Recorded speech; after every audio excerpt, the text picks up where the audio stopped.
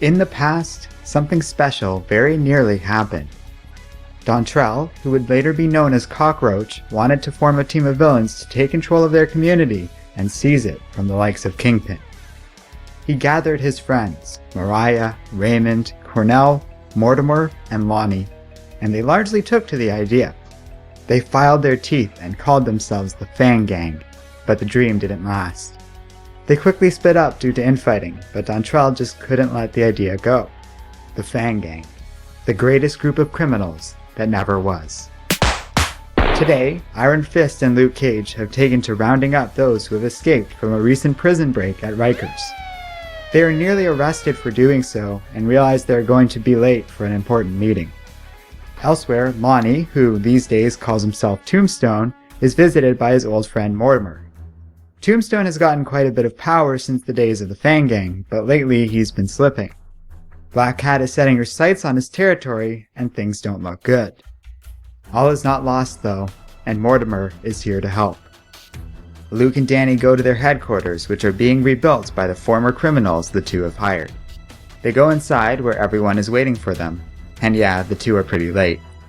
The two heroes explain to everyone that they were recently hired to help a family of ex-cons who were wrongfully arrested. It seems somebody, and they don't know who, has devised a means to hack into government databases and alter them at will.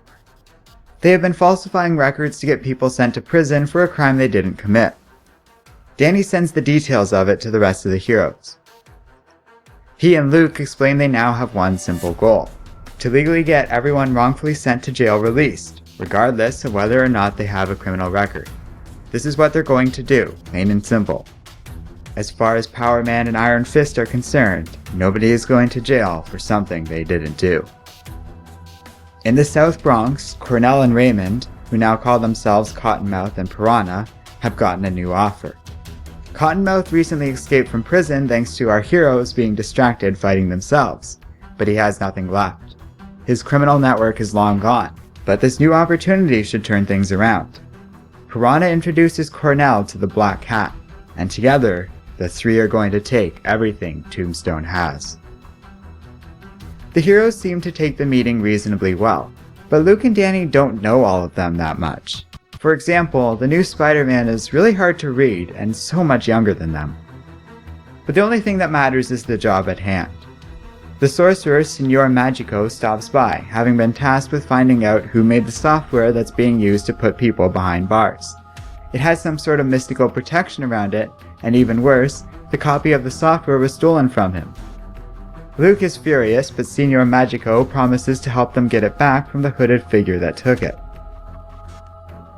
Mariah, who also escaped from Rikers, is visited by Cockroach and that hooded figure. She doesn't know this stranger and doesn't trust him. The hooded figure knows all about Mariah.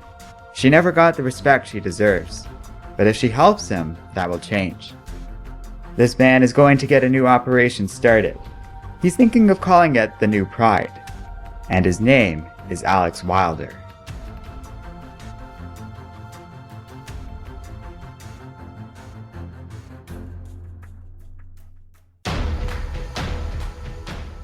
Hello and welcome to Comic Island. My name is Arden, and this is my recap and review of Power Man and Iron Fist number 10. So this was a fun comic. I haven't checked out this series yet, but I was pleasantly surprised by it.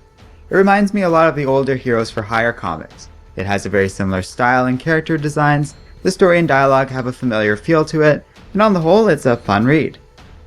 It wasn't hard to jump on here as the comic does a good job at explaining everything. And the story's pretty cool too.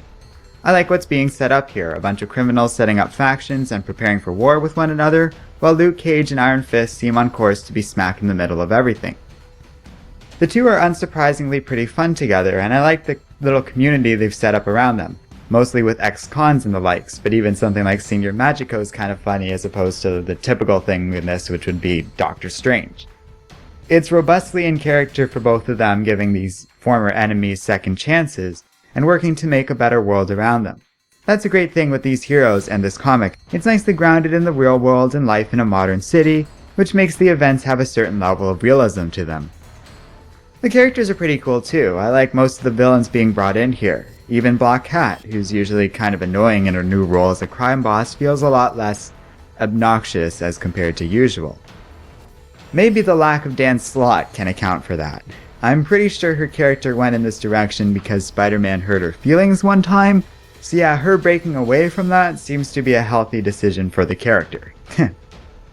Finally, we get a pretty cool twist at the end. Unless I'm mistaken, Alex was already brought back from the dead in the short-lived but pretty awesome Avengers Undercover comic. But I was wondering what happened to him after all of that. For those of you that don't know who this is, you should definitely check out The Runaways if you get the chance. That's an excellent series I really enjoyed, and seeing them here was cool. I also wouldn't be against some of the other Runaways showing up in this story too. That might be a fun addition, and I could see Nico Minoru in particular wanting to do something about Alex. This comic gets a solid recommendation for me. It promises a new story, is easily read without the first 9 issues of the series, and was fun overall. I really like the art in here. It's kind of cartoony, but really sells facial expressions and made for a pleasant read. This review is actually our first Patreon bonus review, and was chosen by one of our donors. If you'd like to have a say in the comics we review, you can check out our Patreon page. For only $5 a month, you get to vote every week on a bonus review like this one. That does leave the question of whether or not I will continue reviewing this, and for that, I will have the same policy I generally use for these things. I see what kind of views this video gets, gauge whether or not you guys really want to see more in the comments, and we kind of go from there. So let me know what you guys think in the comments section below. Thanks for watching, and don't forget to like, subscribe, and keep reading comics.